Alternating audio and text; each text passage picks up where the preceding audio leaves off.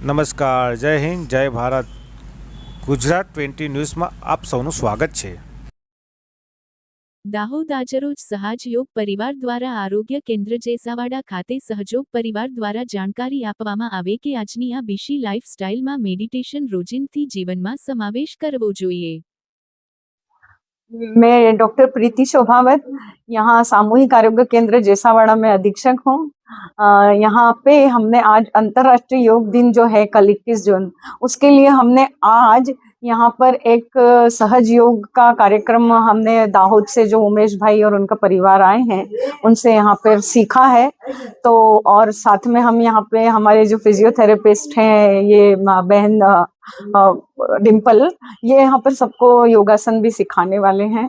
तो हमने आज जो सहज योग के लिए ये सीखा है कि किस तरह सरलता से हमको हमारा चित्त की वृत्तियों का निरोध करके एकाग्रता कैसे हमको अपने अंदर लानी है और किस तरह हमारे भूत और भविष्य की चिंता किए बिना हमको वर्तमान में जीना है, ये हमको आज सिखाया है। परमात्मा से जुड़ने की जो इन्होंने हमको विधि बताई है वो बहुत ही अद्भुत विधि है जो हमारे यहाँ सब प्रैक्टिस करेंगे और इससे हमारे लिए सब नया है तो सबको इसका लाभ जरूर होगा।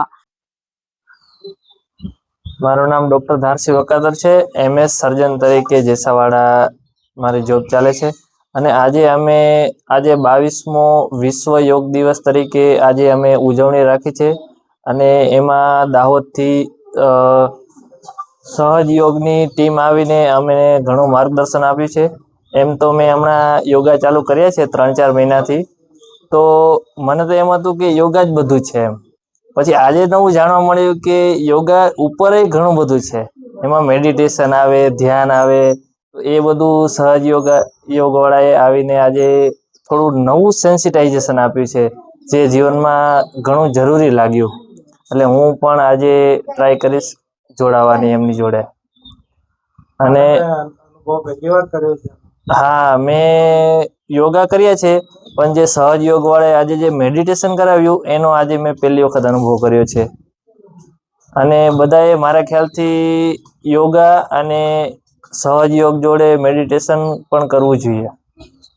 આમાં તમને આજે શું ફીલિંગ આવે છે?